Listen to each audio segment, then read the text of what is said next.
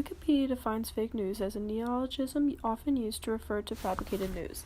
This type of news, found in traditional news, social media, or fake news websites, has no basis in fact but is presented as being factually accurate. In this day and age, fake news is a growing epidemic. What many fake news reporters do is play on the framing that has been instilled in the public. Framing is when the presentation of a message is done in a particular way to influence our perception of it. Pavlik and McIntosh state, message framing can have a profound effect on behavior, depending on whether a message is framed as a gain or a loss. Fake news is a major part in political battles. Fake news sites will create stories to either support or attempt to take down candidates by using the slightest bit of truth and spinning it to take their side, or just fabricate an entire story from scratch.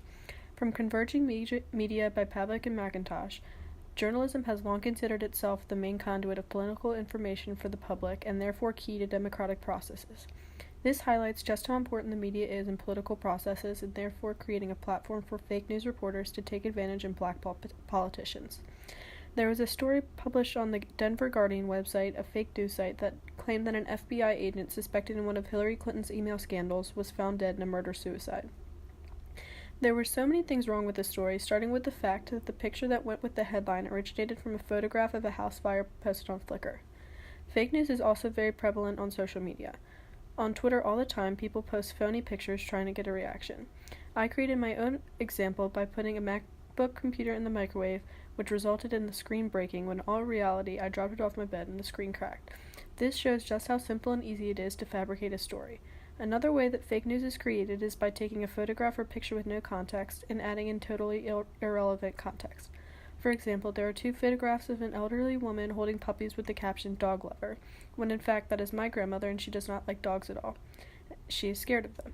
Another example is the two dogs wearing reindeer antlers and are assumed to be actual reindeer when they are not. This fake news is an epidemic, disappointing people worldwide that these two dogs are not real reindeer. The fact that I can so easily create my own fake news stories shows just how effortless it is for people that have degrees in journalism and real knowledge of formulating false reports. In today's age, it is very important to be able to spot fake news and not fall for its shenanigans.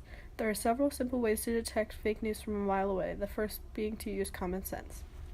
If the story seems outrageous or possibly too good to be true, it most likely is.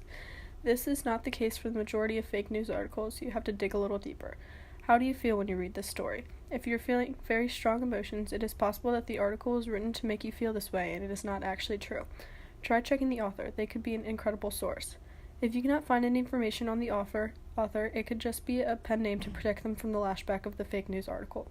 Another good way to investigate fake news is to research the supporting sources. Read some of the sources and find out if they're actually supporting the story, or if they pick and choose certain quotes and turn them to defend their false story.